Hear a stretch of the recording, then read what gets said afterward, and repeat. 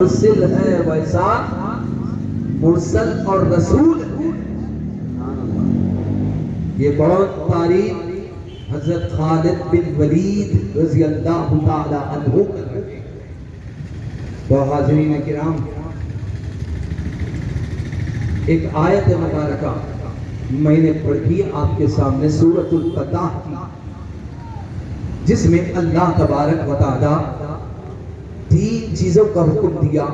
ایک ایمان باللہ والرسول، یعنی رسول کو ماننے کا حکم، خدا اس کے رسول کو ماننے کا حکم۔ دوسرا، رسول کی تعظیم و توقیر کا حکم، اور تیسری بات اللہ نے اپنی عبادت کا حکم دیا۔ لیکن اس سے پہلے، ماننے کا حکم دینے سے پہلے کمالات کا ذکر اللہ رب العزت نے کیا۔ فرمایا انا ارسلناک شاہدا و مبشرا و نذیرا، ہم نے اے محبوب آپ کو شاہد بنا کر، مبشر بنا کر، جنت کی خوشخبری دینے والا بنا کر، نذیرا ڈرانے والا بنا کر ہم نے آپ کو بھیجا ہے، تاکہ اے لوگو تم اس رسول کو مانو۔ لتؤمنوا باللہ ورسولہ، اے لوگو تم اللہ اس کے رسول کو مانو۔ تو حاضرین کرام، جب کمالات کی بات آئی، جو اللہ نے جو خوبیاں اور کمالات کا ذکر کیا، اس میں سے ایک بات اپنی نقل کر کے اپنی بات کو ختم کر دینا ہے، اور بھی علماء ذی وقار سے آپ کو گفتگو اور کتاب اور ان کی نصیحتیں سننا ہے۔ اللہ رب العزت فرماتا ہے انا ارسلناک، بے شک ہم نے آپ کو بھیجا شاہدن، شاہد بنا کر۔ شاہدن یہ اسم فاعل کا صیغہ ہے، شہیدہ یشہدو سے۔ شہیدہ یشہدو، اشہد ان لا الہ الا اللہ، ہم پڑھتے ہیں اذانوں میں، سنتے ہیں، میں گواہی دیتا ہوں اللہ کے سوا کوئی معبود نہیں، وَأَشْهَدُ أَنَّ مُحَمَّدًا عَبْدُهُ وَرَسُولُهُ، اور میں گواہی دیتا ہوں کہ محمد صلی اللہ علیہ وسلم اس کے بندے اور رسول ہے۔ تو شاہد اسی سے بنا، شاہد کے معنی گواہ کے آتے گئے، گواہی دینے والے کے آتے گئے۔ تو اللہ اپنے محبوب کی شان میں کہتا ہم نے آپ کو شاہد بنا کر بھیجا۔ آئے آپ آخر میں، جب قیامت کا دن ہوگا، سارے اہل محشر جمع ہوں گے، سیدنا آدم آئیں گے، اللہ پوچھے گا اے آدم تم نے پیغام پہنچایا، ہماری توحید کا ہمارا پیغام آپ نے پہنچا دیا؟ تو حضرت آدم کہیں گے ہاں ہاں اللہ۔ نوح آئیں گے، پوچھے گا اللہ اے نوح کیا تم نے پیغام پہنچا؟ ہاں میں نے پہنچا دیا۔ قوم کہے گی نہیں پہنچائے، کوئی نہیں آئے۔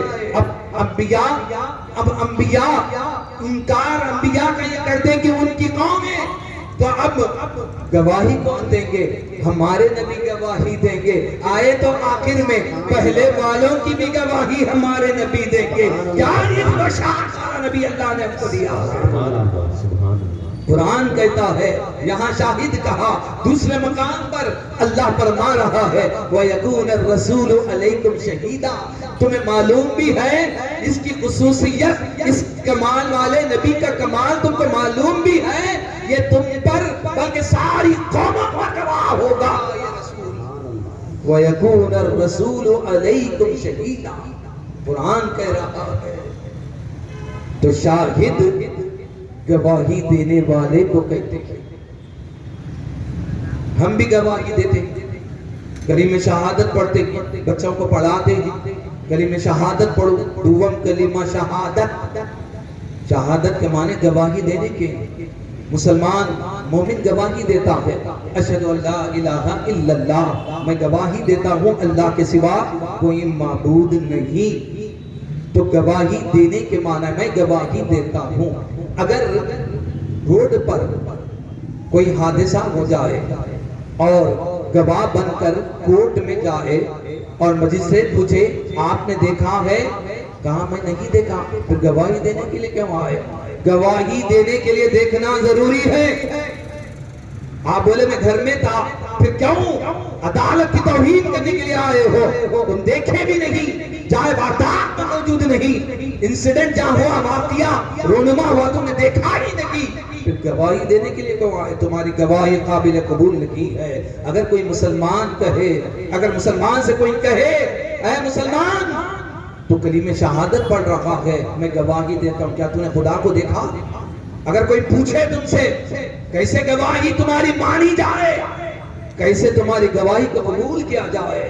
اشہد اللہ الہ الا اللہ، میں گواہی دیتا ہوں اللہ کے سوا کوئی معبود نہیں۔ تم دیکھیں نہیں، واشہد ان محمدن، میں گواہی دیتا ہوں محمد اس کے بندے اور رسول ہے۔ کیا تم نے رسول کو دیکھا؟ رسول کے زمانے کو تم نے پایا؟ نہیں پایا، نہیں دیکھا، پھر گواہی تمہاری کیسی قابل قبول ہوگی؟ تو پلٹ کر مسلمان کہتا ہے کہ اے سن اعتراض کرنے والے، میں نے تو دیکھا نہیں، میرے آقا محمد رسول اللہ دیکھ کر آئے کہ خدا ایک ہے، ان کے دیکھنے پر میں گواہی دے رہا ہوں، میرا گواہی دینا بھی قابل قبول ہو جائے گا۔ سبحان اللہ، سبحان اللہ۔ کیا شان والا نبی اللہ نے، ہمارا اپنا کچھ نہیں ہے، شہادت کا انحصار، ہماری گواہی کی قبولیت، ہماری ایمان کی قبولیت کا انحصار بھی حضور کی شہادت پر ہے۔ بتاؤ کون کہا خدا ایک ہے؟ خدا کی توحید کا پیغام کس نے دیا؟ کس نے دیا؟ کس نے کہا کہ قرآن ہے، ہم قرآن مان رہے ہیں؟ کس نے کہا کہ قبلہ ہے تو ہم قبلہ مان رہے ہیں؟ اس نبی نے کہا، نبی نے کہا یہ جنت ہے، حضور دیکھ کر آئے، یہ جہنم ہے، اس سے بچو، حضور نے کہا۔ ہم حضور کے ماننے دیکھ کر آ کر کہنے کے بعد گواہی دے رکھے گئے، یہ گواہی بھی قابل قبول تبھی ہوگی۔ سبحان اللہ۔ اللہ اس کا اشارہ فرما رہا ہے، کیسی شان کے ساتھ ہم نے محبوب کو بھیجا ہے۔ آگے کہتا ہے بڑے کمال والا نبی ہے، بڑے کمالات کا رکھنے والا، بڑی خوبیوں کا رکھنے والا، بڑی فضیلتوں کا اور بڑی بڑی شان کا رکھنے والا یہ نبی ہے۔ اب تو مانو، لِتُؤْمِنُوا بِاللَّهِ وَرَسُولِهِ، اب مان تو لیے، اب کلمہ تو پڑھ لیے، صرف کلمہ پڑھنے سے کام نہیں چلے گا، بلکہ اس رسول کی تعظیم اور توقیر بھی چاہیے۔ اللہ تبارک و تعالیٰ نے قرآن پاک میں خانہ کعبہ کا ذکر کرتے ہوئے اس کی عزت کرو، جتنے مقدسات ہیں، جتنے بڑی بڑی چیزیں ہیں متبرک، اللہ نے عزت کرنے، تعظیم کرنے کا حکم دیا۔ صفا مروہ کا ذکر کیا تو کہا تعظیم کرو، ماں باپ تعظیم کرو، یہ بڑے لوگ ہیں ان کی تعظیم کرو، قرآن تعظیم کرو۔ تو تعظیم کا لفظ اللہ نے اپنے ساری نشانیوں کے لیے تعظیم کا لفظ قرآن میں فرمایا، اور جب نبی کی تعظیم کی بات آئی، ان کی حرمت کی بات آئی، ان کی توقیر کی بات آئی، تو اللہ نے الفاظ بھی بدل دیے۔ مفسرین لکھتے گئے، کیا الفاظ آئے ذرا غور کرو، لِتُؤْمِنُوا بِاللَّهِ وَرَسُولِهِ وَتُعَزِّرُوهُ، کا تعظیم نہیں کہا، وَتُعَزِّرُوهُ کہا۔ جب صفا مروہ کا ذکر کیا تو کہا وَمَن يُعَظِّمْ شَعَائِرَ اللَّهِ، جو اللہ کے نشانیوں کی تعظیم کرتا ہے تو وہاں تعظیم کا لفظ آیا۔ جب نبی کی عزت کی بات آئی تو اللہ نے الفاظ میں بدل دیے، تعظیم کا لفظ فرمایا، حالانکہ تعظیم ہی کے معنی آتے ہیں، لیکن علماء لکھتے ہیں تعظیم اس کو کہتے ہیں کوئی حد باقی نہ رہے، اس قدر رسول کی تعظیم کرو کہ کوئی حد باقی نہ رہے، کوئی کنارہ تعظیم کا باقی نہ رہے، اس کو ادب اور اس کو تعظیم کہتے ہیں۔ سبحان اللہ، سبحان اللہ۔ کعبے کی کریں گے تو ایک حد میں رہ کر کریں گے، قرآن کی کریں گے تو ایک حد میں رہ کر کریں گے، صفا مروہ کی کریں گے تو ایک حد میں رہ کر کریں گے، لیکن جب رسول کی تعظیم کریں گے تو کوئی حد باقی نہ رہے۔ صحابہ یہ تعظیم کر کے بتا، اللہ نے الفاظ بدل دیا۔ اٹھا کے دیکھو کتب تفاسیر، تعظیم کیوں لا اللہ رب العزت لفظ وَتُعَزِّرُوهُ وَتُوَقِّرُوهُ کا لفظ اللہ نے قرآن مجید میں لایا ہے، اپنے نبی کی عظمت کو بتانے کے لیے، تعظیم کے حکم کو دینے کے لیے اللہ نے الفاظ بھی بدل دیے۔ اور تیسرے نمبر پر اپنی عبادت کو رکھا۔ جو لوگ عبادت کا جو زور دیتے ہیں، ادب رسول، تعظیم رسول، محبت رسول کے بغیر اللہ تبارک و تعالیٰ کوئی عبادت قبول نہیں کرے گا۔ جب تک دل میں اس نبی کی عظمت نہ ہو، سچی محبت نہ ہو، سچی عقیدت نہ ہو، عبادت بھی قابل قبول نہیں ہے۔ اس لیے تیسرے نمبر پر اللہ نے اپنی عبادت کو رکھا۔ فرمایا وَتُسَبِّحُوهُ بُكْرَةً وَأَصِيلًا. میں اپنی بات کو ختم کرتا ہوں اس شعر پر. قوت عشق سے ہر پست کو بالا کر دے، دہر میں اسم محمد سے اجالا کر دے. اللہ رب العزت سے دعا کرتا باری تعالیٰ تو ہمارے حال میں لطف و کرم فرما. اے اللہ ہماری اس نشست و برخاست کو قبول و منظور فرما.